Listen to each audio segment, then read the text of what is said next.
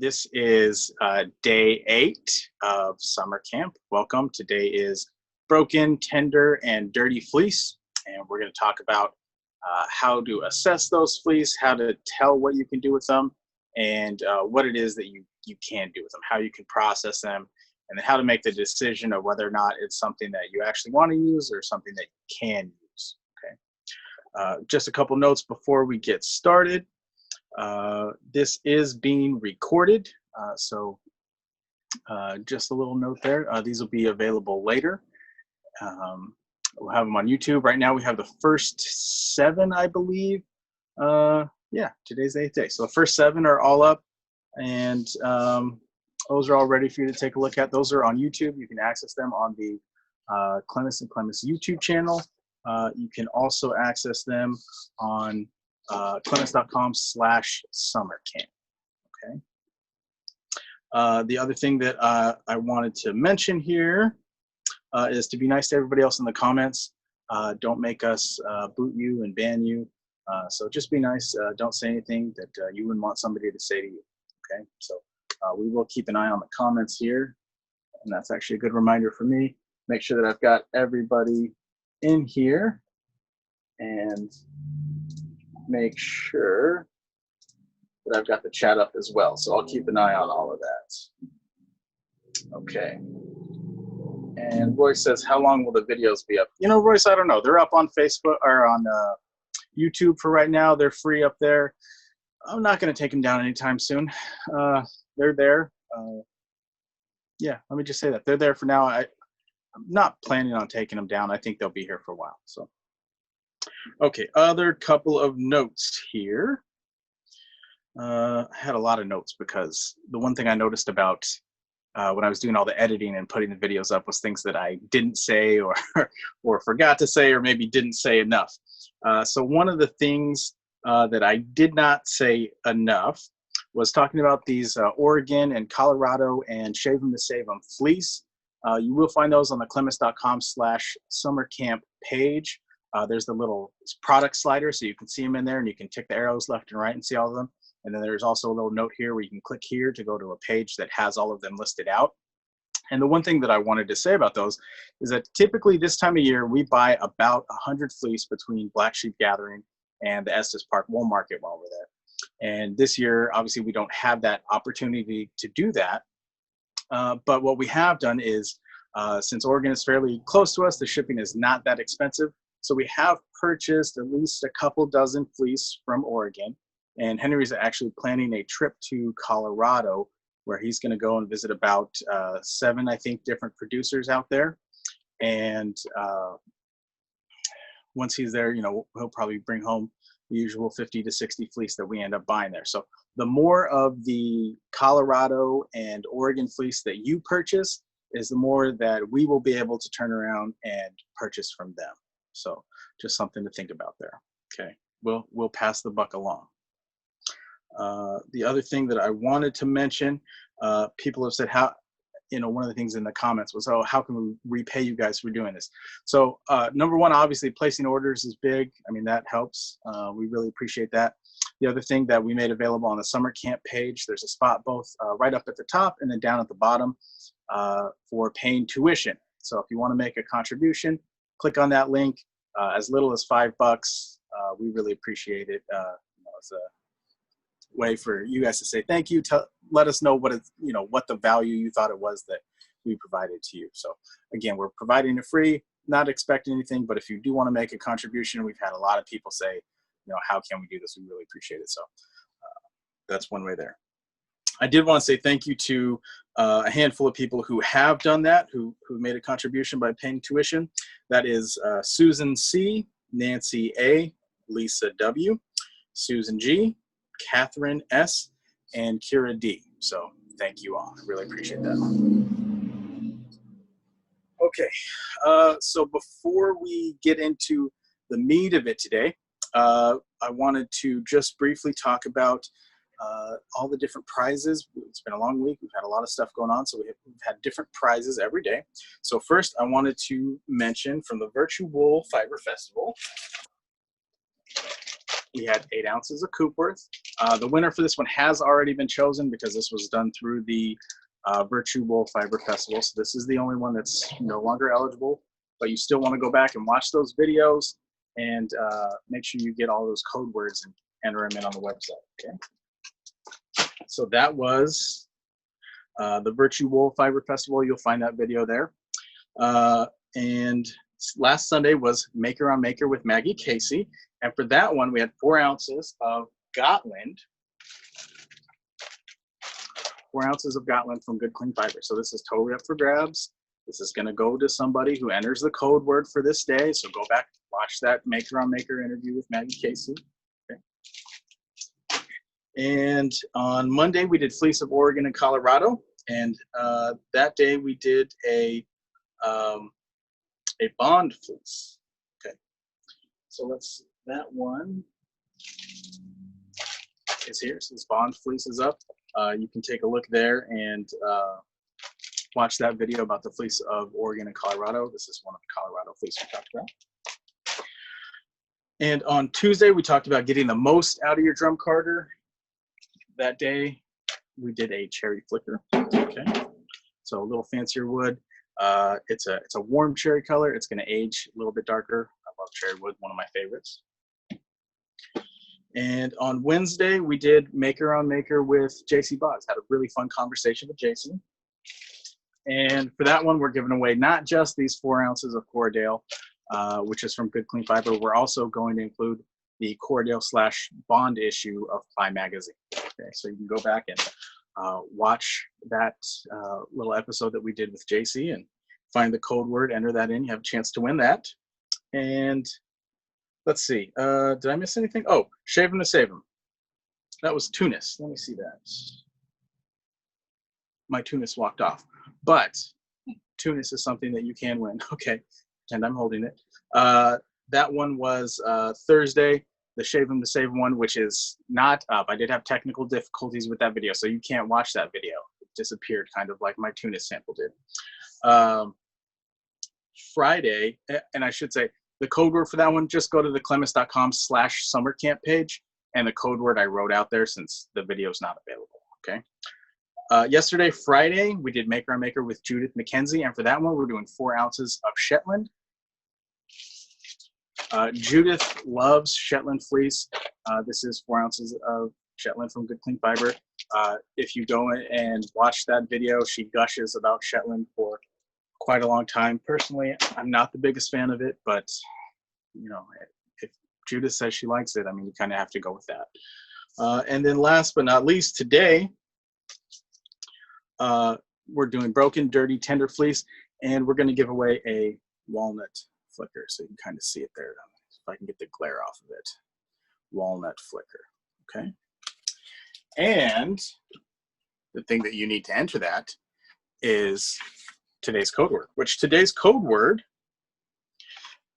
you probably all thought it was going to be lock pop, and you're wrong. Today's code word is unicorn. And the reason it's unicorn is I want to talk just a little bit about unicorn fiber products.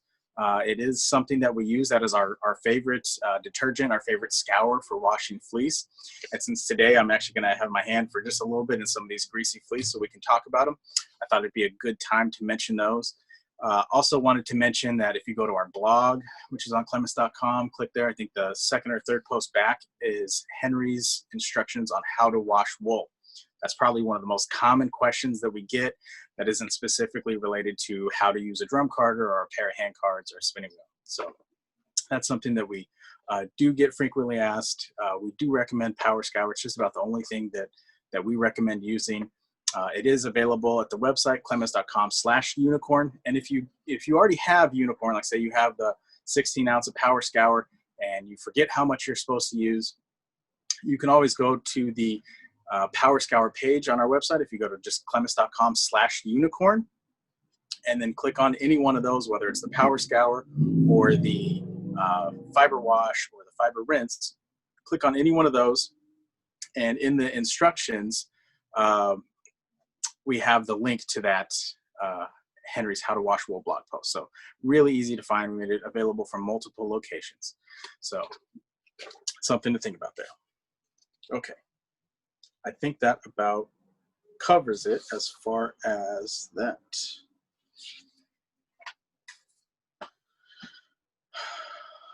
Oh, one more thing. So speaking of code words, that link is now available at the bottom of the page.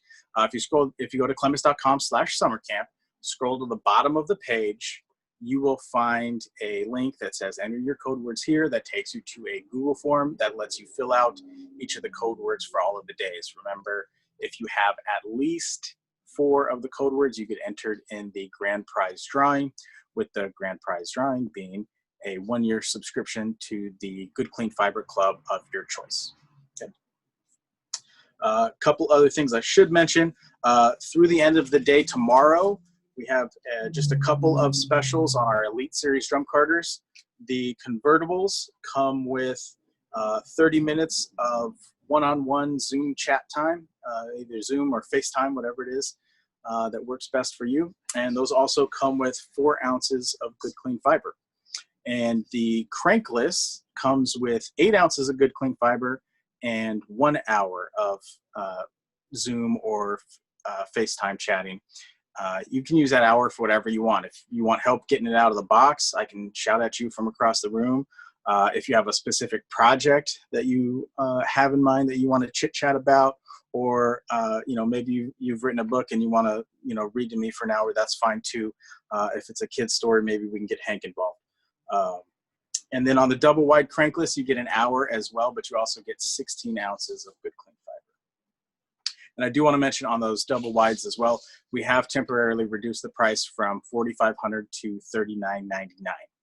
And the last thing that I will mention before we get into this is that we do have free shipping on any item over $50 and $5 flat shipping on anything under $50. Easy for me to say. So, we were talking earlier about those Power Scour. We love that Power Scour stuff, and a gallon is usually somewhere in the $80 range. I believe the price just went up, so I'm not perfectly clear. Might be in the high 80s now. But that's more than $50, so that's free shipping on a gallon of Power Scour. So again, clemes.com/unicorn, and unicorn is our code word for the day. Okay, how many times can I say it? All right, with that should let me get into it. So let's get into broken, tender, and dirty fleece. And I'll grab the first one here.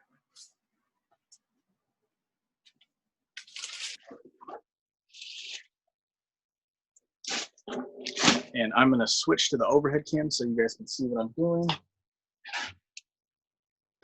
Give me 1 second.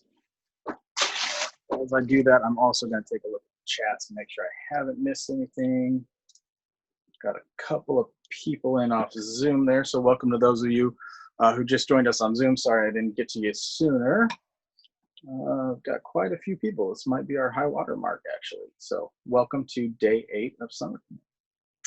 And let me just see in the chats here. Okay, nothing in particular is popping out at me. One quick question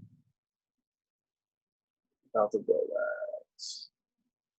Okay, Fran wants to know, I have a quick question about Rolex from the drum carter. Can you use the bat lifter without the plastic? No, Fran, that's not quite going to work. I'd recommend our Rolag dowel kit. If you try to make Rolags with the bat lifter, it's just too big of a diameter. Yeah, the Rolag's going to collapse on you. So. Okay, all right, I think that's it. So let me go to the overhead cam here. Spot like that. All right, can everybody see that? I think you can. All right, perfect. Okay, so this fleece is a Jacob, and what happens when we're out buying fleece and I'm at a producer's ranch or meet them at a show or something like that, and they say, well, I have 6 or I have 8 or I have 20 fleece. And we start talking, and if it's a really nice flock, or particularly good year, and we like the clip, or maybe it was green a little bit longer, so there's less vegetable matter, and I say, okay, I really want that. When we start talking about getting into buying 80 or 90% of their clip, well, then you just kind of make the offer and say, well, what's the deal if I buy the whole clip? because on the producer side, they say, okay, well, then I don't have to try and market the rest of these. I don't have to go to any more shows or farmers markets or whatever it is. However it is that they try to sell, the remainder of their clip that somebody like me doesn't buy in bulk. And so what happens, and what I'm going to show you a lot of today, I've got 5 or 6 different fleece pulled out here. And what I'm going to show you from that is when we buy a whole clip, you don't always get to go in and choose every, you're not kicking any fleece out. And so sometimes you end up with ones that are weak and ones that are tender and ones that are not your favorite. And so my notes on this one, this Jacob, says tender fleece. Okay, so we've gone through. And the first thing that you want to do, and this goes for any fleece before you buy it, is the first thing you want to do is take one lock and snap it out. Okay. And is this one going to make a liar out of me? There we go. So that one, you can see it snapped right in half. Okay. And my notes say tender. And what I'm looking at is when I actually go to look at it, I'm actually pulling the whole thing apart. Okay, so not just that one lock, or not just split it in the middle, right? But I'm actually tearing this down to like a 1/4 inch. Okay, so I'm going to set that side there.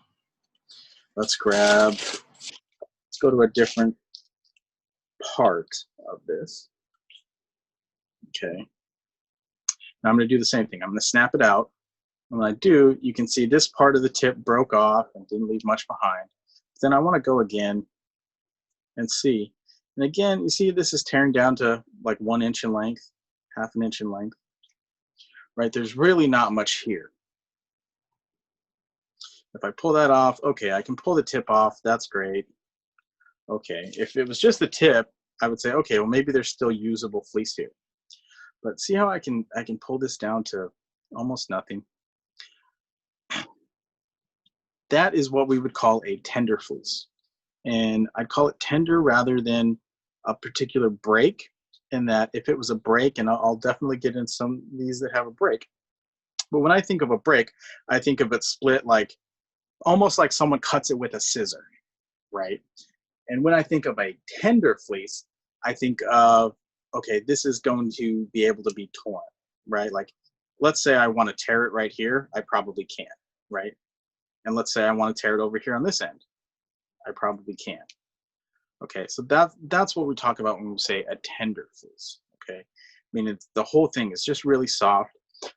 There are a lot of different reasons, whether it's the animal was sick throughout the duration. I don't have any notes here. I'm looking at the tag. I don't have any notes here about this particular animal. Sometimes we'll get something.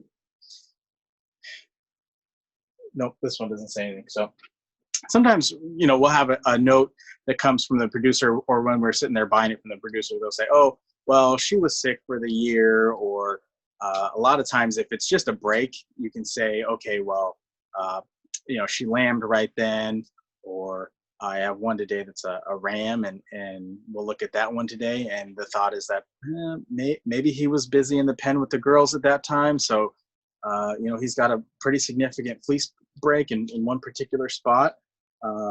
So he had his mind on other things. Growing fleece was not at the top of his list, right? He was busy doing other things. So this is a tender fleece. And the question now is, okay, we've determined what this fleece is. It's not great, okay? What can we do with it? Well, what I would do with this fleece, and first thing here is I want to take a look at these tips. And the tips kind of open up, but they don't really, because they break off so short. What I'm getting is a lot of these kind of straggly bits, okay? Like, I can separate it out. And if I give myself a little bit of room to work here, why don't I show you what I would do? Is here's like a tip, right? And then here's some fluff that doesn't have a tip. And here's a tip, and here's some fluff. And I go back, and here's a tip, and there's some fluff. And that's a tip, and that's fluff. And that's how I would start to separate it out, because these tips, the way that you open a tip up, whether you're carding or on a drum carder, whether you're going through the lock pop, whatever you're doing, all carding is friction. And so the way that you open up a tight tip or something like this is that you need friction to hold this fiber back and to take all the teeth through this end, right? So if I try to do that on a lock pop, it's just going to come off, okay? And we can do it that way. And of course, it's going to make a liar out of it. I had to pick the one piece. That opened up nicely, actually. That's what happens when you go on live. Let me try to do this again. Okay, so that left the tip there, right? So for the most part, these tips are gonna stay in here like this. And so that's how I would separate this. I would start by taking out the tips.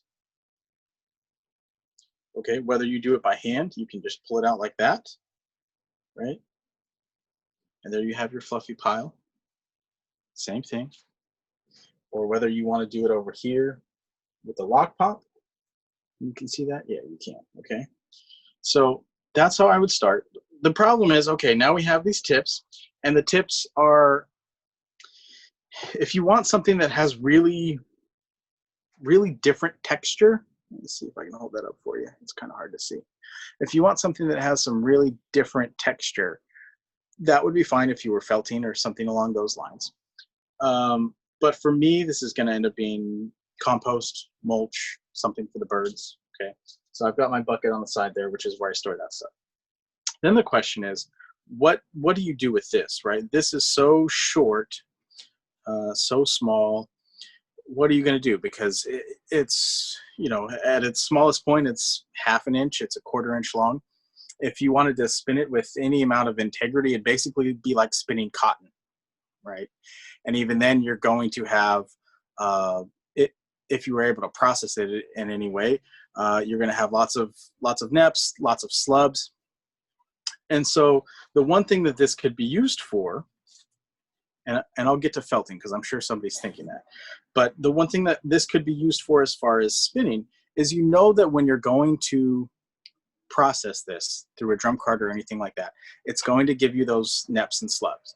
So if you run this through the drum carder, hold your burnishing brush down, it's going to pick it up a little bit, and this will start to create some neps and slubs in there for you. So if you want a little bit more texture in your bat, you can intentionally create that. I will say it's very difficult to control the amount of slubs and neps that are made. And if I don't run out of time today, this is something that I'll see if I can do a little bit of a demo on. I should have time, but if not, it's always something I can talk about later. But something like this that's so short is going to be great for texture, whether you want to do it as far as felting or whether you want to do it as far as fiber prep for spinning, okay? The other thing that I just mentioned there is felting. This would be great felting wool, right? There's nothing wrong with this. This would felt up real fine, okay? So any questions there about a tender fleece? And I'll get on to fleece breaks, and I'll get on to dirty fleece as well. But if you have any questions in particular about a tender fleece, I'll take them now. The one thing that I will say about this particular fleece is that being that it's a Jacob, we already have this nice jumbly little bit of color. And so as you pull it out, you get this really nice mottled effect. It'd be nice for spinning that way. It would, as far as felting, you know, you're going to get nice color out of it that way.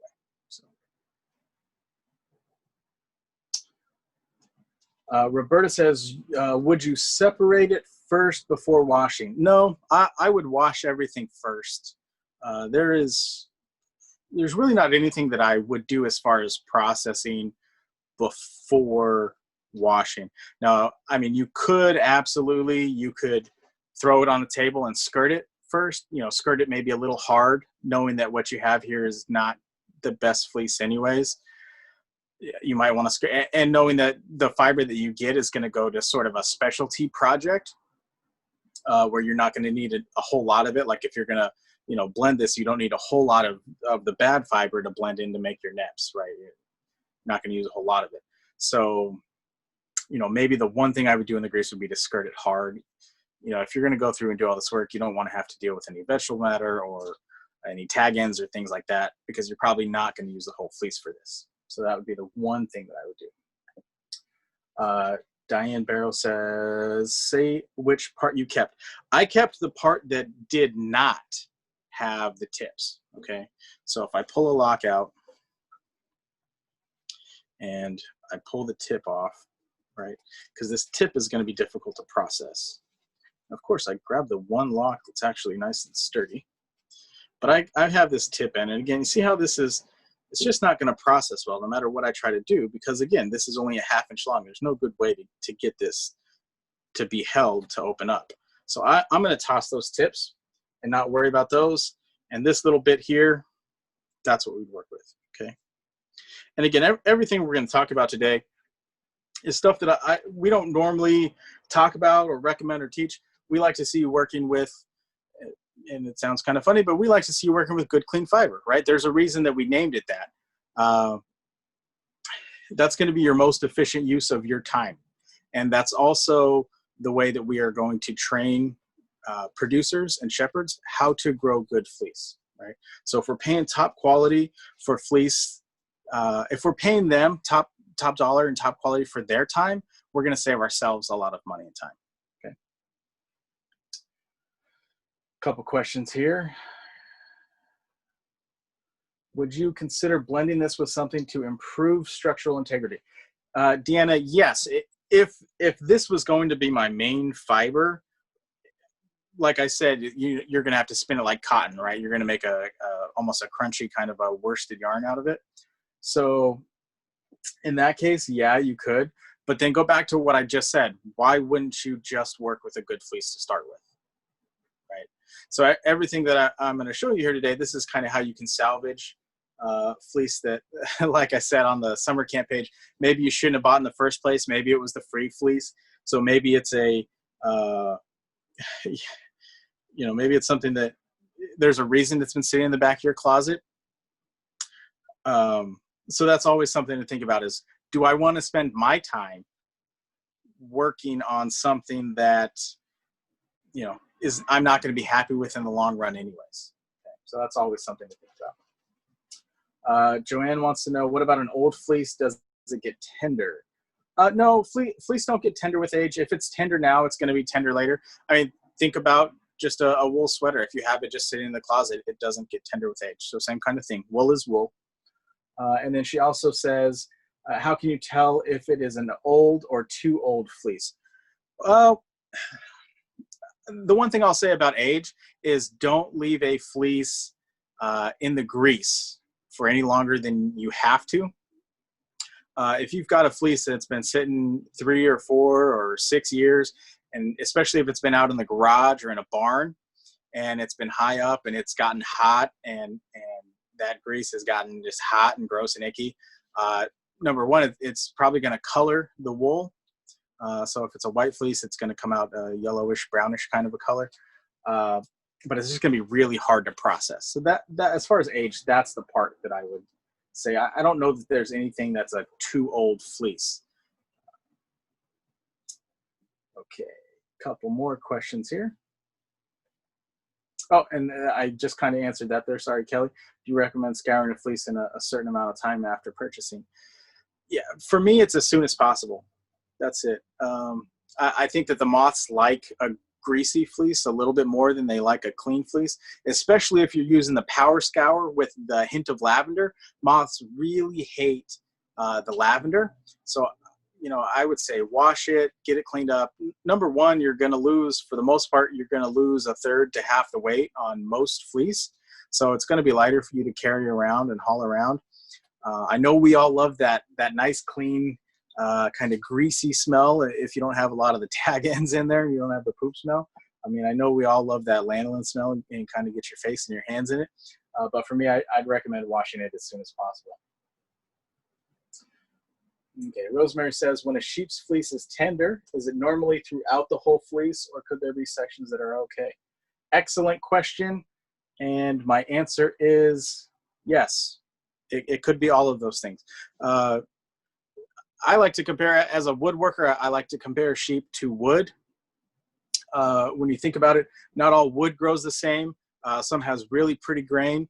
And in the single board, you might have a knot hole on one end that makes it useless. And on the other end, you might have some really, really pretty grain.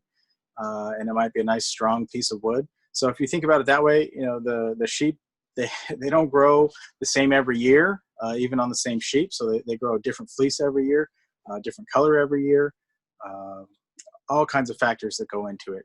So as far as if it's tender, it could be tender at the neck area and it might be really sturdy at the back end. That's one of those things you have to test, you have to check for. That was why when I reached into the bag, you know, I took my first little bit off the top. The next thing I did was I reached down in here in the bottom. Okay. Typically what we're going to do is grab at least 3 different spots from 3 different areas of the animal to check and make sure that it's sound. And if I find that it's not sound, or if I snap one of those in any area, if I'm not going to immediately pass on it, like if there isn't something about this particular fleece where I'm like, oh boy, I really got to have this. If I snap one fleece, or excuse me, one lock, I'm going to turn around and check 5 or 10 if I'm seriously considering buying the fleece. But if I snap one and it's just like okay, it's a 5 out of 10 fleece, if I snap one lock on that very first try, I'm gone. Okay. And if you're at a wool show and you do that, check another, snap another lock out, snap another lock out, make sure that you're right about it. And you want to make sure that the people who are there are aware of this. Okay. A lot of times we'll go to a show and we'll see something and I'll just pop in and snap it out. And the judge hasn't even noted that it's a broken thing. Because most wool shows, one of the first things that they do, and it doesn't always happen, they're almost always run by volunteers, you're supposed to snap each one of those fleece out and make sure that it's a sound fleece. Okay, but a lot of times you'll see something on table and hey, it's not sound. And when you snap that out and you show somebody, say, hey, come here, is this supposed to be like this? Is this okay? A lot of times they'll throw it right under the table and say, we'll get that later. Okay. Janica says she has a chance to pick up some free Dorset fleece next week. Any tips on what I should look for in particular? Well, one thing we always teach there, Janice, is that Janica, the most expensive fleece that you can purchase is the free one. And that's because you're going to spend so much time, for the most part, cleaning all the vegetable matter out and dealing with everything else. The one thing you're going to want to look for is vegetable matter. That's going to be your time. The next thing is snap out the fleece. Take an individual lock, snap it out. Make sure that, if it's got a little tip, and I'll get to one here that's got a tip in particular that we're looking at. But if you can tug on it and snap it, and then if you can tear it down, that's definitely something you want to pass on. Okay. All right, a couple more questions, and then I'll get on to next thing here. Judy wants to know if canary stain affects the integrity of the fleece. Not as far as I've seen. And honestly, I think they sometimes can make it look fun on an over dye, Judy. So canary stain is not something that you particularly have to shy away from. Just something to think about.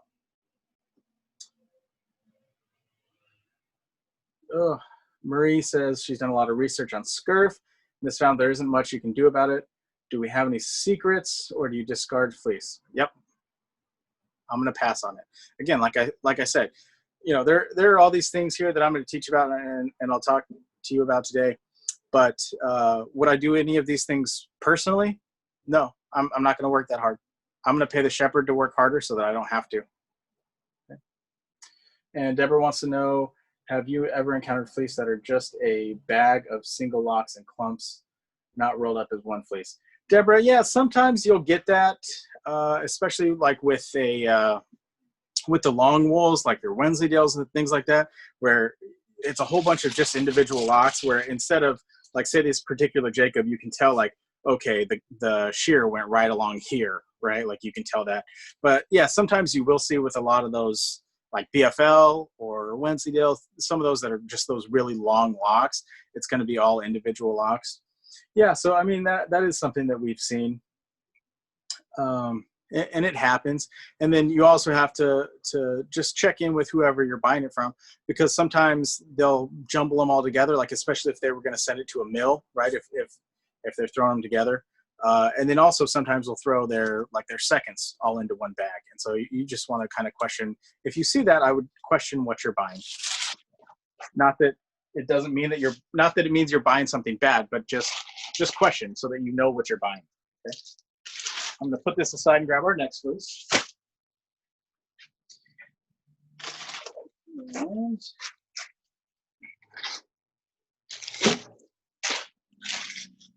my notes on this one. This is a merino cross, gray brown.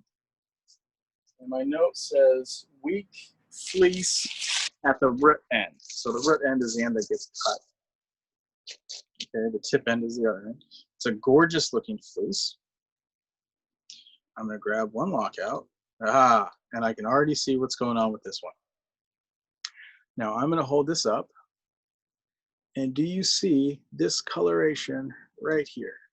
See how it goes from dark and then it gets lighter right here?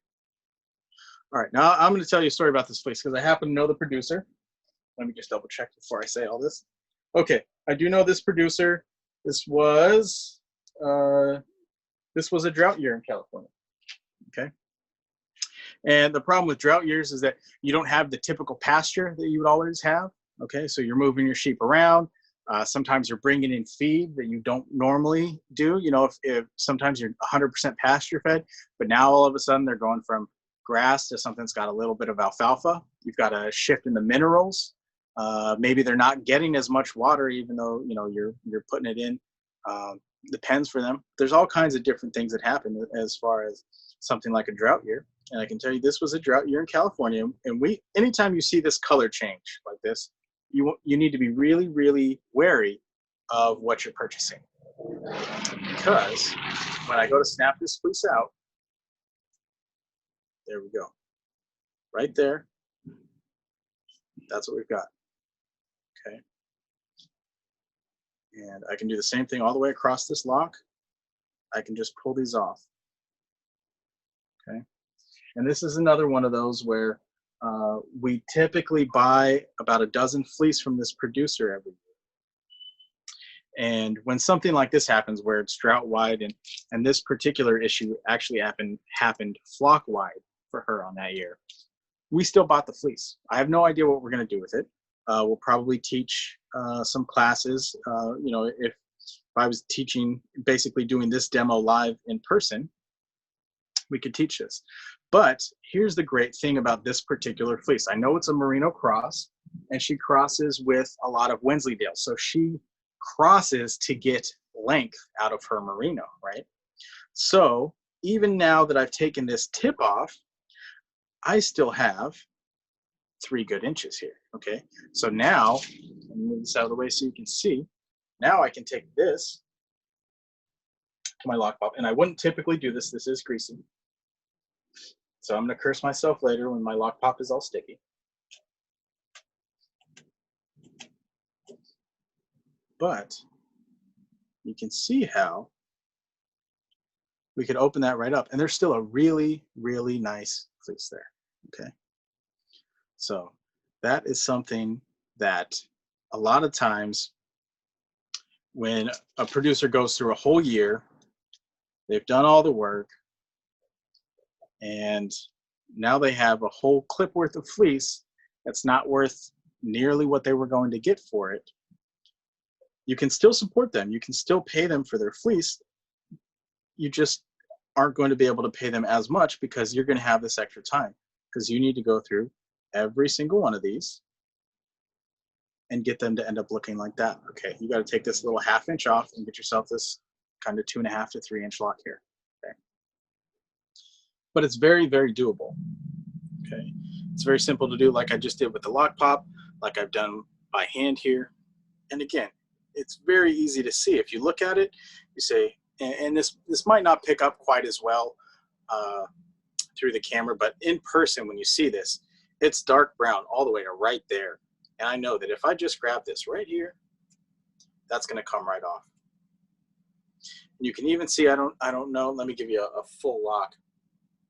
You can even see there's kind of like a little bit of extra lanolin or grease buildup in there. If I hold this up, can you see? So here's where we're talking about. Right across here, there's an extra line.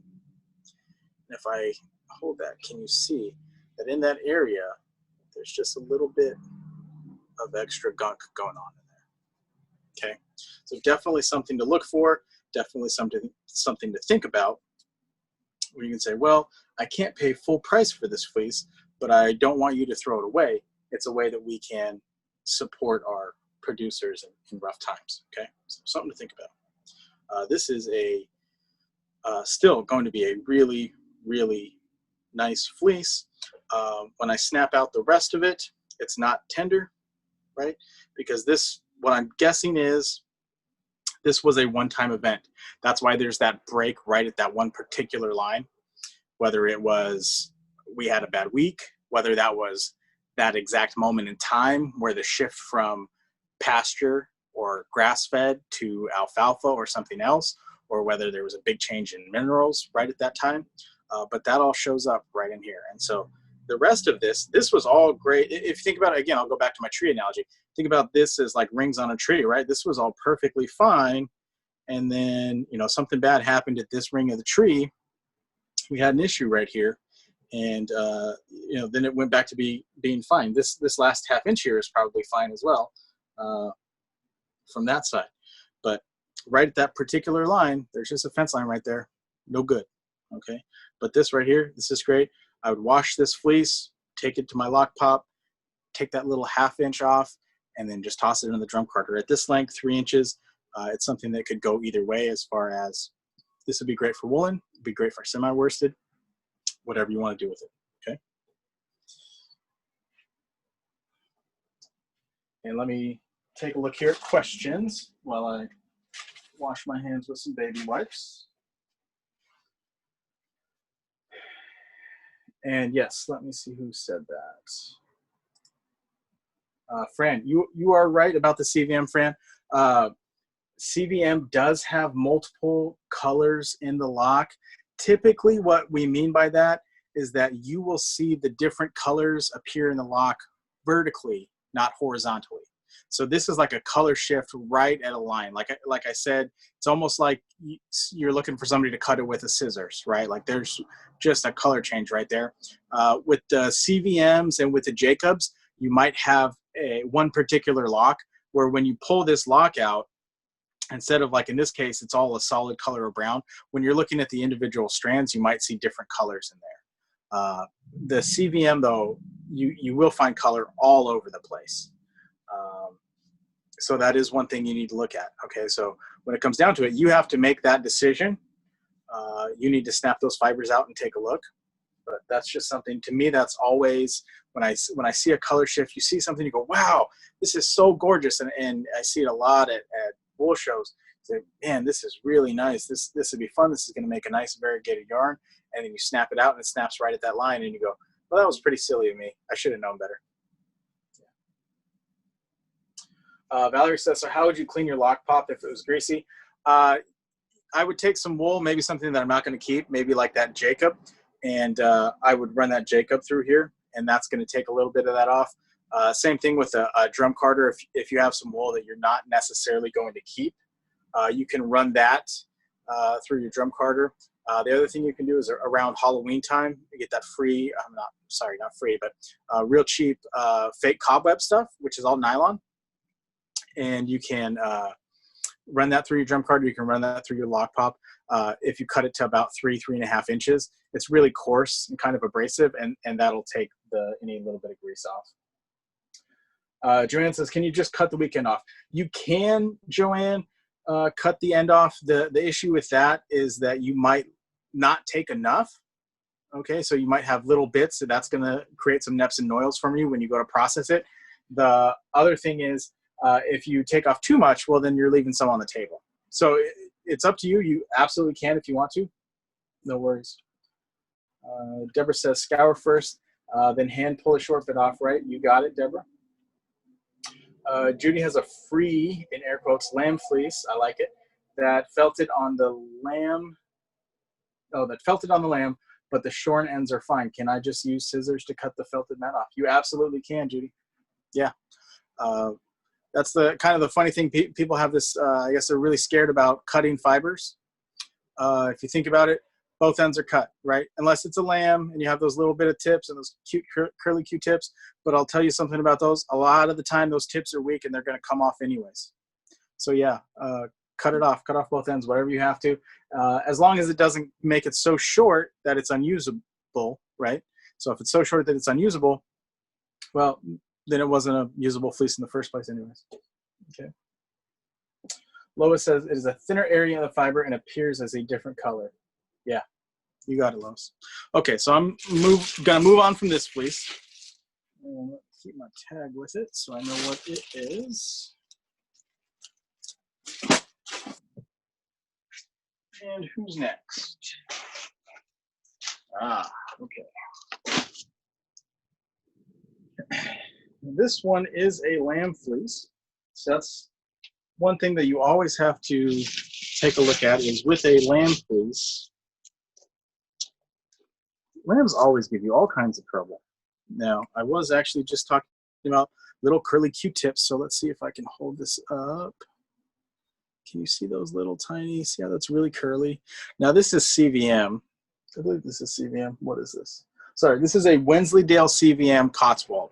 But between those three things, I would not expect, and especially looking at all this crimp here, I would not expect this to have curly tips, okay? So that's one of those things where when you look at this, instantly you should be thinking, well, this does not match this. So you should instantly think it's a lamb fleece, right? But the thing that really kind of tells us the story here again, and it's like Lois just said and chimed in there, there's a thin spot right here, and that's actually why this kind of waves right there. It's a different color, the crimp's a little bit different, and when we go to tug on it, right there, okay, that tells the whole story. So we'll do it again. If you take a look at it, coming down, there's like just a little bit of an extra wave there in that crimp. I don't know if you can see it, kind of takes a left turn right there, right? It does something different. And this is a nice kind of a, I don't know, maybe an amber brown, and this over here is more of a coffee to a milk chocolate brown. You can see there's the Berlin Wall right there, right? Like two different things on either side. And there you go. Just snap it right off. So now the question is, what can you do with this? And again, this one's in the grease, so I don't necessarily want to run it through my lock pop. I would wash it first and then go from there. But if I look at this and I kind of draft this out, well, that's about 2 inches long. Now if I look at this other end and I kind of draft it out, that's about 2 inches long. Huh, how about that? Right across the middle, 2 inches long. So for this one in particular, since it's split right down the middle, it's about a 4-inch long fleece, maybe 4.5. Since they're all split right down the middle, well, instead of having one 4-inch long fleece, you now have two 2-inch long fleeces. Okay, so this would be a great, especially considering, and I wish you guys could feel a hand on this Wensleydale CVM Cotswold. It is really, really soft. This would be a great woolen spin, right? 2 inches long. I mean, perfect to prepare in a woolen manner. Might be a little bit fun to card, to drum card, just in that it's so short. So it's one of those things where you want to adjust the distance between the teeth to being really close, just like you would when you're carding cotton or something else that's short and fine. But this would be really fun to do a woolen spin on. So that's something to think about there. As far as, well, you thought the fleece was useless. Hey, but it's right in the middle, right? It's kind of fortuitous. I wouldn't throw it away just for that. Okay. Oh, there's some more. These ones have already been split. Any questions about that one in particular?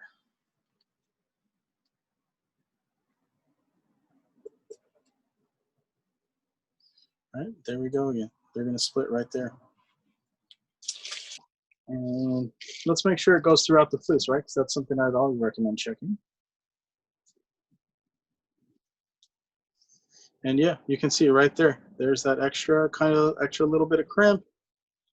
I mean, it's right there. Hoping you guys can see that. Hoping it comes through in the light. Looks like it does. It's right there. You can see it. And when I just give this a soft tug, there you go. Okay. So that's one thing to look for. When you can see something like that, that's right in the middle of the fleece, you're going, oh, this is a really gorgeous fleece. Again, if you guys could feel a hand on this, you would say, wow, that is a lamb fleece. That is gorgeous. I just want to get my hands in it. I want to wear it around my neck. And you still can, right? Even though it's broken, you totally can. Unless it's something that you really want, say like some inconsistent texture in. If you wanted some sort of inconsistent texture and some occasional neps and slubs and bumps, you could process this one and just card it on in. Because some of them are going to break, some of them are not. They're not all going to break in the right, or not necessarily the right, but in the same direction. Okay, so it's going to be a little bit different throughout. So if it's something that you wanted some occasional slubs, you could do that. But if you wanted something that was smooth and consistent and looked the same throughout, that's what I would go with here. Becky says, would I break it first or let the carder break the fibers? Me, knowing that it's going to break, I would break it first. Again, like I just said, it's not going to be as consistent if you let the carder do it. That's just my own personal thoughts on it. It's entirely up to you. You can feed them in and see which ones break and which ones don't. But me, I would rather break them all and have all the fibers be the same length, because then you're going to have an issue as far as spinning, drafting, other things like that. If some of the fibers are 4 inches long and some of the fibers are 2 inches long, right, you're going to have some issues with drafting and how you're spinning it. So me, I'd rather have them all 2 inches long. And if half the fleece separates and half the fleece doesn't, well, then maybe you get 2 different projects out of this. Right? Or maybe it's just 2 different strands that you apply together. Maybe you spin them just a little bit differently and apply them together. But that's how I would approach this. Adrian says, any other problems with a lamb fleece? Yeah, tips. Tips are always an issue. And let's see, do I have one here? Let me talk about it on this one. This one, the tips actually looked fine on. But at any time, Adrian, that you're seeing these curly Q tips, you see how so it makes a little curly Q at the end there? Again, it's kind of hard to see. But it comes to a real point and it makes this really, really tight curly Q. You always want to look at those and see if they'll come off. A lot of times they will. But here I'm just straightening them out. See? So there, I'm straightening them out. But a lot of times what you'll see on these is those little tips, they break right off. Okay, telltale sign of a lamb fleece is those little curly Q tips at the end. Okay. Royce wants to know, are some breeds more prone to this breakage? As far as the lamb breakage, Royce, not as far as I know. And then as far as breaking right across the middle, I don't think so. I think that's more of a case-by-case basis, whether it's something that happened because of the feeding, again, just because of the circumstances, right? So that's what I would say in that issue, is that I think as long as we've been breeding sheep, we would have bred that out at this point, right? Okay, so I'm going to move on. We've got about 35 minutes left is all. I've got 2 more fleece to get through, and I hope I can get to do some carding today, but if not, that's okay. I will show you guys as much as we can. Okay, this one is a Shetland, which is, as you all know, one of not my favorites. This one is a ram. So this is one of those times where you all will be super glad that the smell-o-vision does not exist, because this boy has got it going on. But again here, I want you to take a look. Can you see? Oh yeah, you can. See how it's just a little bit lighter right there? That's my guess. All right. Let's see. Yeah, right there. Right there where it's lighter, okay? And with this one, it is Shetland. It is nice and fine. It's nice and soft. This little bit right here being 1 inch, 3/4 of an inch, probably not a whole lot you're going to do with that one. But with this one here, this is giving me, if I stretch this out, I might get 2 inches out of this. So again, same kind of thing as that other one that we just had up here, except for that one gave us 2 inches on either end. And this one, you know, we're going to toss that a little bit, and then we'll have about 2 inches here on this one. This is what I would keep in card. This would be fine for felting. Any kind of woolen spin because of the softness of it as well. Okay. So again, you can see it, especially if I put it right up against that. Oh, no, maybe not. I'm wrong. Okay. If I hold it in my hand, can you see it looks like it's wearing a belt, right? Like it's got a light gray belt right there. It's dark on this end. It's dark on that end. You just look at it and There we go. So something to always think about there is we got to check these colors out. Let's see. Find a bit from down here. I'm going to check in on the comments while I do. Oh, and there's somebody waiting. There we go. Sorry about that to whoever was just waiting. Okay. Let's see. Adrian Brochet. Oh, Adrian, thanks for the baby wipes tip. Yeah, anytime I go to pick out fleece, I'm doing baby wipes. Just, you never know what the sheep have been rolling around in, right? They're out in the barnyard and poop and all kinds of stuff. So I like to just get off my hands as soon as I can. The lanolin does feel great. I mean, it feels really nice, but I do the baby wipes a lot of the time. And Sandra, thank you for the comment. I agree, Hank is incredibly cute. And then Diane here says, tell us why you don't care for Shetland. Well, Diane, my main problem with Shetland is because they're so low to the ground, they tend to be full of vegetable matter. And I have yet to find one that I really, really like. We found a couple that are close, and it's nice. They're a fine wool, and that's okay. I like fine wools. I don't have anything against them, but I just haven't found that many Shetland that I like. They're so low to the ground, they barely get taller than the weeds. And for me, I'd rather pay somebody to grow a bigger animal that I didn't have to deal with all the vegetable matter. That's my own personal opinion. And again, this is pretty easy to tell. You can actually see this little bit on this particular lock has actually kind of sprung back and got all weird on us. And there we go. So that's something we got to be looking for as far as what we're looking at fleece, right? But that, like I said, this doesn't mean this is all bad. That's a good 2 inches worth of fiber there. You can do a nice woolen prep with it. Okay. The other thing I don't like about Shetland, and you can see a little bit of it here, is Shetland a lot of the time has some hair in it or has multiple types of fiber on the same animal. And I know that from my conversation with Judith, she loves Shetland because you can sometimes find 5 different types of the fleece on the animal. And me personally, I'd rather have the consistency. But I understand what she's saying and where she's coming from, where she says, if you could only have one breed of sheep, why wouldn't you have this one? Where if you continue to line breed it the way that it has been bred, well, then it's like owning 5 different sheep. And so you can get your carpet wool and your next to skin wool basically off the same animal. So I get what she's saying, but it's not for me. Okay, so that's Shetland. And let me get on to the next one here.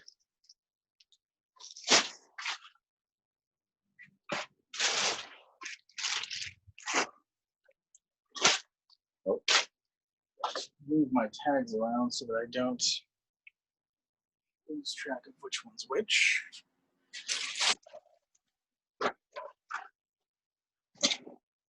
Diane, yes, you're welcome. There are lots of things to think about, right? The questions are usually more numerous than the answers when it comes to fleece processing and making a decision on what to do and what kind of fleece to buy and things like that, right?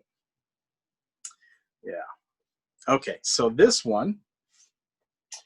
is a crossbreed. It's a multi-breed, 50% Corriedale, 25% BFL, and then another 25% Shetland. So they might have bred enough of the Shetland out of it that I'm happy with it. And my note says that the tips are weak. And it might be kind of hard to tell this, but I will describe to you that the tips are crunchy. They're hard, right? They're crisp. Okay, so they're not soft and squishy. That's something that I always find interesting. Anytime you see that, it's probably a pretty good indication that that tip is going to come off. I don't know why it works out that way, but I can tell you that just about every time that I found that tip is going to want to come off. Okay. Now this is something that we can take to the lock pop and end up with a very nice fleece left over with with it. Okay, so I'm going to start showing you that a little bit here. And again, you can try and pop it off by hand. And I will tell you, the big thing about having the lock pop is that if you do this by hand with something where the tip is really crunchy like this, I can already feel the friction in my hand. I can already start to feel it wearing on the pads of those fingertips. So if you just take it over the lock pop, it's going to open it right up. Okay, so this is one of those where it's got gorgeous color throughout. This one does have some bleach on the tips, which, you know, is okay. That happens out there. Again, you want to make sure that that's not a fleece break. But I know from this that, you know, some of this is going to be fine. But I do want to make sure that if it's weak out there, those tips, that I get them in here to the lock pop and take them off. Okay.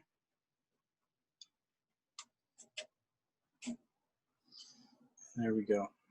Okay, so you can see how quickly we can easily pop these open.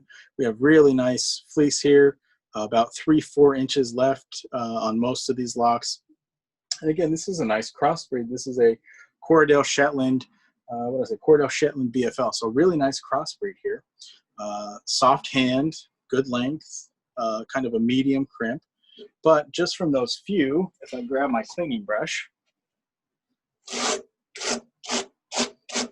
just from those few, you can see how much fiber we already left behind, right? So there's all those tips that were in there. Remember, I was having such a hard time pulling them off, and they're so crispy. They opened up in there, but because they were weak, they also pulled right off. So look at that. Out of just 3 or 4 locks, we're taking that much fiber out. And that's all fiber that if we were to process it, that's all going to create your neps. That's going to create your noils. Okay, that's what's going to give you all kinds of issues in your processing and issues in your spinning. Okay, so that's one of those things that I really love about the lock pop, is that it's going to keep you from putting stuff into your drum carder that you don't want to end up in there. Okay,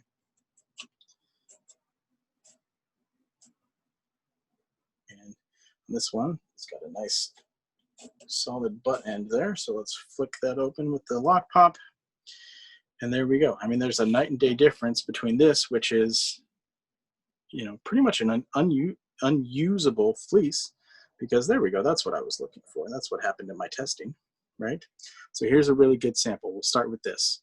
Here's the lock, here's the tip is gone here, and if I run this through my lock pop,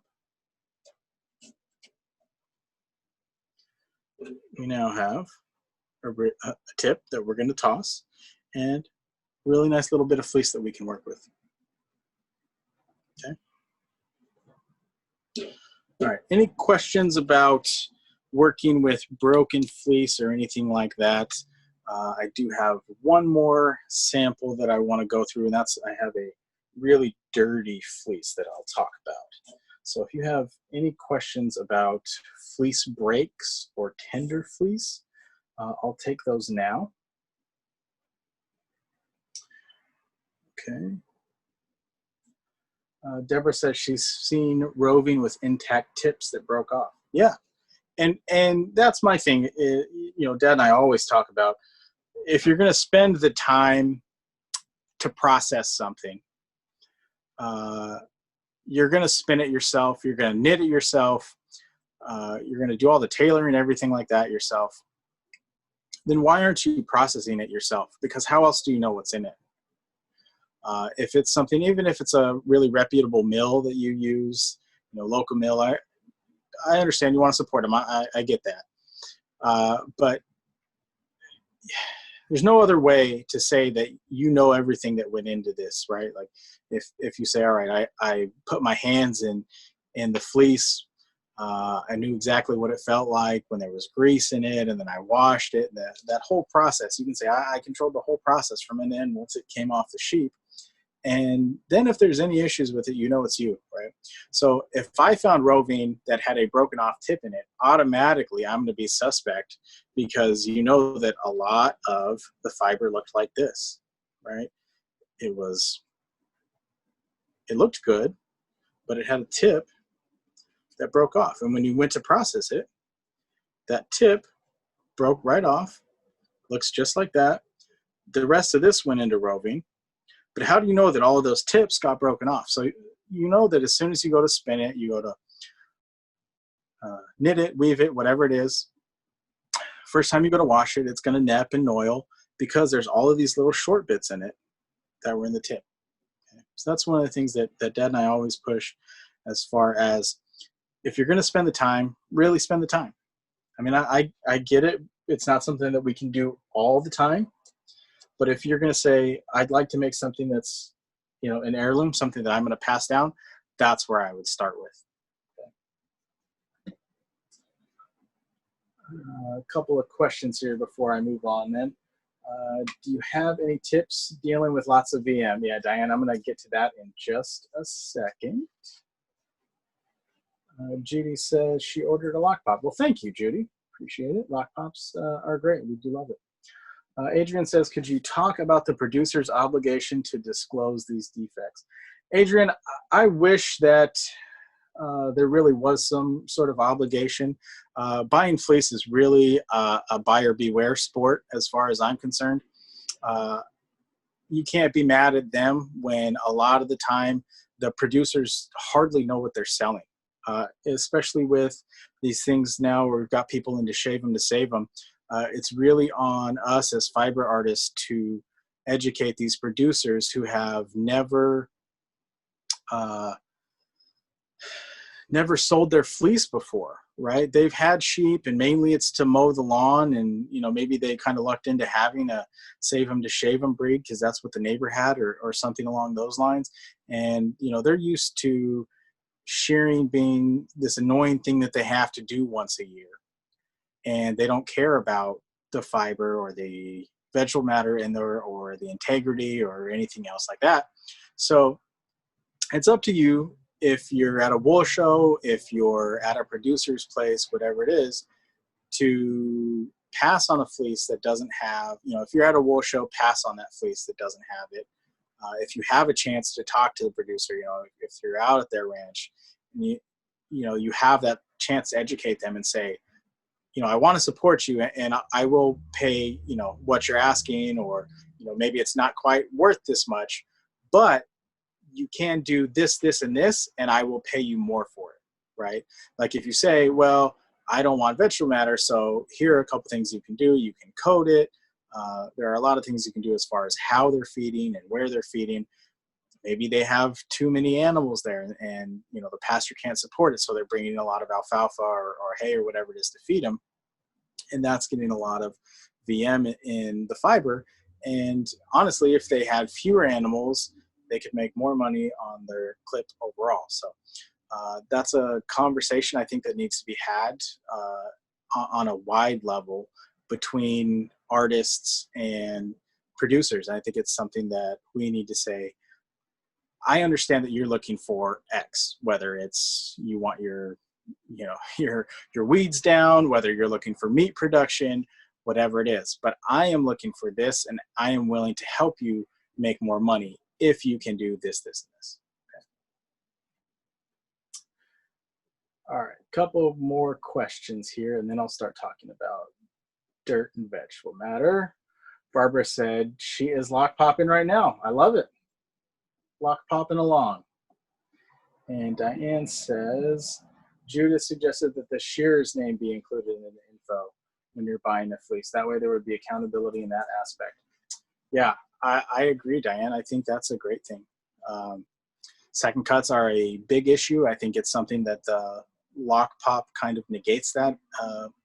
Maybe not negates it, but mitigates the damage from that. If you're using a lock pop, a lot of your second cuts are going to end up on here. Was it Wednesday? No, it must have been Tuesday's class. I was talking about getting the most out of your drum carder. I think of this as kind of like a pre-filter, and then on your drum carder, the liquor in is your filter, right? So those second cuts should come out between your couple of filters. So yeah, I do agree with that though. If every finished product had the shearer's name and the producer's name on it, I certainly think that that would increase the accountability. Okay, Sandra wants to know, what's the lock pop look like? Sure, no problem. So I'm unscrewing the clamp on it here. This is what it looks like from the side. This is the clamp that goes with it. The clamp goes right into the hole. It clamps on a table anywhere from like 1/2 inch all the way out to like 4 inches. So it depends on whatever surface you're using. Okay, it's just, there we go. There you can see it. Sorry, I had it off screen. So that's it. It's a block. Same kind of a shape as a hand card, right? It's got that kind of curved shape, so it's very ergonomic that way. The thing we like about it is that you can set it on a table height that works comfortably for you. You can sit down and make it something that you can do all day long. Okay, you can see the length of the teeth there. And then I just place it here, set it down, and I'll tighten it back up.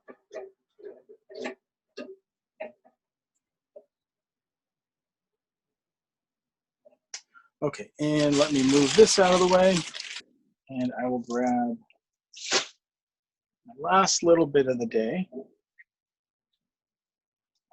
And this is a very, very, very, might need to say very a few more times, very dirty fleece. This is a Jacob, I believe, although it's all white, so there is a possibility that the breeder's name is Jacob, but I believe this one's a Jacob. It looks like it was drugged through the barnyard. Okay, there's hay, chaff, all kinds of things in it here. And when I get done here, there's probably going to be all kinds of it on the table. You can see just by shaking it out how much is there, right? So we're going to take a crack at it with the lock pop. And the first thing I'm going to do is I want to work lock by lock with something like this. Now let me see if I can show you. All right, you can see there's a little twig down there, and there's one down there. There's all kinds of little chaff in here. So I'm going to take on my lock pop.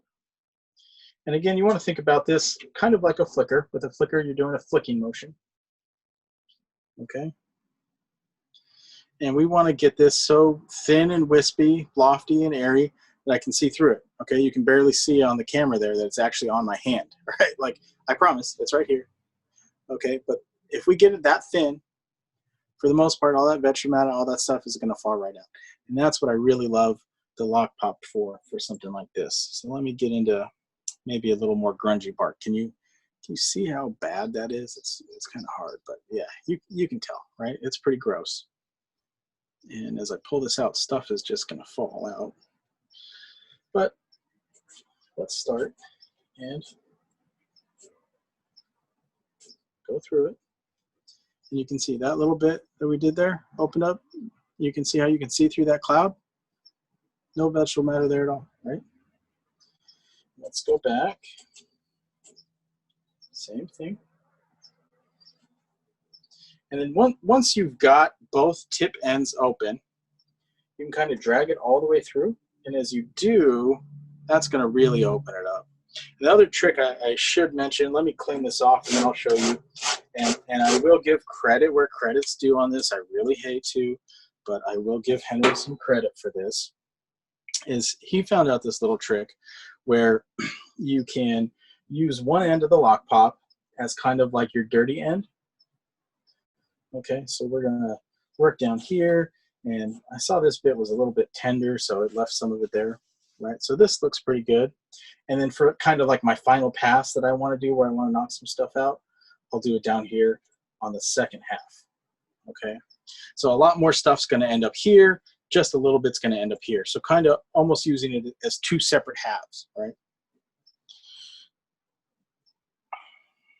And again, we'll take it here, flick that open, turn it around,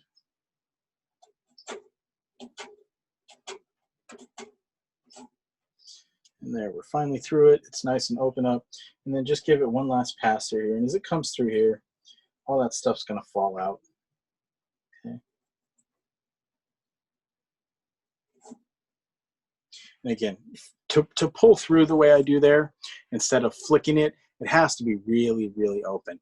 If it's not really open as I'm dragging it through, you're gonna bend the teeth on the lock pop. But again, there you are. Okay, so I can't, it's difficult to show the difference between this fleece and this fleece, but maybe, yeah, no, let's see. It's too much glare coming there for you. I'm sorry. Okay, how about I do it in two different hands? So this is a lofty cloud that is free of vegetable matter. And this, can you see all those dark little chunks in there? Just completely full of it. Free of it, full of it. Night and day difference, okay? And so, like we've said, those free fleece, that's the most expensive kind you can buy because you're going to spend the most amount of time working as far as getting it free of vegetable matter, run it through the lock pop, then run it through a drum carder, something like that. Okay. All right, and that's all I've got for today. Let me take these last few questions here. There we go. Hi. And let me see what you guys have said. Okay, Judy wanted to know, would you use a picker and then a lock pop or not use a picker at all? It really depends. My comment on a picker is that we have yet to find one that is both safe for humans and safe for fiber. Most of the time you can't find one that's either, and I wouldn't use one that wasn't both. So the ones that are safe for humans in human hands, they probably are not going to do a very good job of picking. And the ones that do a good job of picking and don't tear fiber are probably not going to be safe for human hands. So in that case, I would say use the lock pop anytime that you can, as far as if you've got something that's too tight and not quite open enough to put in the drum carder, I would say definitely start with the lock pop. Rosemary says, how do you determine how many times you go through the lock pop? Until it's open enough to go through the drum carder, if that's what I'm looking for. If I just want it open enough to feed into the drum carder, I mean, this little lofty bit that I have here, this is perfect. You could spin this from the lock if you wanted to. And I mean, you just saw what I did was take one end through the lock pop, turn around, take the other end through the lock pop, and then take both ends through my clean side, if you will, that didn't have any of the vegetable matter on it, right? So it's really basically just two passes with each end once I got those tips opened up. And I mean, this through a drum carder, one pass would be really nice. This through a drum carder, two passes, it's going to draft like butter, but you could spin it from the lock. So it's really going to be up to you to decide what's spinnable to you. And I will say sample, right? So just keep working until you've sampled enough and decide, okay, this is good enough for me. It's going to be different for every fleece. It's going to be different for how everybody preps fiber. So you have to make that decision. I wish I could make it for you. Actually, no, I don't. I want you to. Okay, Joanne says the lock pop is taking away a fair amount of wool. On this one, it was. I will say this is not the best fleece. There was some tender bits on the tips there, but everything that's here is stuff that I would not want. If you can see, and I've already switched my camera over, but do you see how this is a little bit chunky? Like, see how right here? So it's taking out my second cuts and things like that. So that's what I, don't. I'm okay with that. If that takes out on the lock pop, that means it's not getting into my drum carder, which means there's zero chance that it's going to get into my finished product. And I'm totally okay with that. That's our preference. Diane says, do the teeth point toward their table? Yes, they were pointing towards my left. They're pointing that way. I'm working this way, taking the fiber against the teeth. Okay. Deanna says, she got some free alpaca that has a ton of VM in it. That's what happens with the free stuff. Would you change how you deal for that fiber? Believe it or not, my brother in Alaska gave us some Kiviot that also had a ton of VM. Kiviot's tough because it's so short. But I would still take that to the lock pop. And what I would do would be to, once you got it into a cloud form like this, that might be something where you're going to be hand flicking it as short as it's going to be, right? Like once you have this cloud, you might be taking small clumps like this, running that back through the lock pop and flicking little bits out as you can just as expensive and as short and as fine as that is. Okay. And then you said the other question there, Deanna, was about alpaca that had a ton of VM in it. Yeah. Again, you know, the whole premise of this class is, why are we doing this? Why aren't we working with good stuff, right? But if you have to work with the free stuff, do your best. I mean, again, I'd take the same number one, I would wash it first. People say you don't have to wash alpaca first, but if you've ever seen one roll around in a field full of its own poop, I mean, that's what they do. They just roll around in the dirt. So I wouldn't necessarily want to work with that. I don't want to expose myself to all that on the lock pop and everything. So number one, I would wash it first. And then, yeah, I'd take it right through the lock pop, lock by lock. Yeah. Okay, and it looks like you guys had some closing comments here. Lois, you're welcome. It has been a great week. I've had lots of fun. Thanks for joining us. I think you've been on almost every day, so I appreciate that. And hopefully we get to see you out in Maryland next year, right? Diane, does the lock pop work with mohair? Yeah, it does. I haven't, I'm trying to think. We've only had it for a year, so I haven't done every single fiber with it yet. I would be careful. That's one of those where I would make sure that you're flicking the end, flick just the tip, and then turn around and then flick the butt end, and make sure that you have those open. I wouldn't try to drag the whole 9 inches of mohair through at one time. And again, that's something that I probably should stress more with the lock pop, is you really want to use it like you would a flicker. Flick the tips open, okay, and use it that way. Okay. Maria, I'm glad you enjoyed summer camp. Thank you.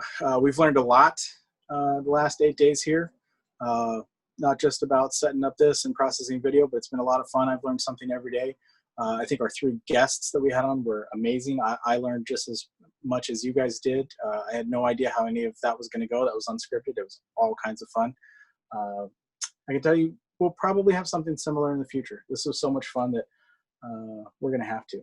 So I'm looking for some more questions. I appreciate everybody for all the thanks and everything like that. This has been great. It's been great to see all the tuitions come in and the orders come in. So, I mean, I do thank you guys for all of that. It's really, really appreciated. And all this feedback that I'm getting in here of you guys enjoying it. I mean, I really appreciate it. So quick thoughts on Rolag making. You're right, Deborah. I did not get a chance to do Rolag making with the drum carder. We have a tool called the Rolag, what do we call it? The Rolag block, I think, which goes over the handle on the drum carder, and that locks the drum carder into place. And it's difficult for me to tell you how to do it in just a few minutes. So maybe that's one of my upcoming videos. It's going to have to be the how to do Rolag, because that is one of the things that I did say I was going to talk about, and I did not get to in the getting the most out of your drum carder. So maybe that's going to be one of my future videos coming up shortly. Okay. Hey, Fran, you're welcome. Allison as well. Oh, and there we go. Sandluck says the lock pop makes, I'm sorry, I'm not supposed to be doing last names. Sand says the lock pop makes mohair so much easier to spin. Diane, you are welcome for summer camp. Barbara says, what do you do with portions of a fleece that have lost their lock structure? I toss them into the drum carder. It depends. If they're open and they've lost their lock structure, I toss it into the drum carder. And it really depends on what kind of project you want. Like if you've sat there and you've lock popped a whole, 90% of the fleece and it looks really nice, and you want a nice semi-worsted bat or whatever you're going to do with it, then maybe you would take that jumbled bit and run that through the carder a couple of times until it's as nice and lofty and all facing the same direction before you introduce it to everything else that's been through the lock pop, if that makes sense, right? So whenever maybe in that case, the best way to think of it is as if you're blending, right? You're blending part of this that looks like it hasn't been carded yet with part of it that actually has. And so you want to always blend like with like. Okay. Is there anything you can do with dander in fleece? You can try to lock pop it out, especially if it's on the tips. That's one of those where you'd have to get it nice and open, pull the whole lock through, again, in very small amounts, so you're not putting too much tension on it. It's definitely something you can do. But again, dander, pass on it, you know, and sometimes you can't. Sometimes you're asking for your own animals, right? It happens. So sometimes you can't, but if I have a choice, I'm passing on it. So, okay. All right, I think that has got it here. I'm just looking for, you guys are being so kind in all the messages here. And I don't see any more questions. Oh, okay, one last question here, and then we'll close it with that. Deborah says, thoughts on double wide drum carder aside from capacity? She says, is the motor the same or heavy duty? The motor is actually a little bit heavy duty because it is driving a much bigger drum, much wider. There's a little bit more friction in there. It runs the same speed, but it does have the capability of being hand cranked just like the crankless does. So if there's something that in particular you want to do, you always have that capability that you can hand crank with it. Okay. Fran says, where can I find the lock for the handle on the drum carder? The lock for the handle. Oh, the block. Fran, pop me an email. I don't think those are on the website yet. If you're looking for the block to the block for the handle so you can do Rolex, pop me an email. As soon as I get those listed, I'll let you know, okay? And also I'll try and get them listed for the next email newsletter in July, hopefully. But I'm going to take a few days of rest here before I get back to it. And then next week is going to be shipping orders and replying to the 200 some odd emails that have come in this week. I was actually at 0 inbox before we started summer camp. I was excited. That was the first time in months. So, all right. I think I'm going to call it right there. I want to say thank you all. Summer camp has been absolutely wonderful. Those of you who this was your first day checking in, I would say there's 7 more days worth of videos, but there's actually only 6. We had one of them that had a little bit of a malfunction. So we had 7 more days of fun, but there's 6 more that you can check out with us.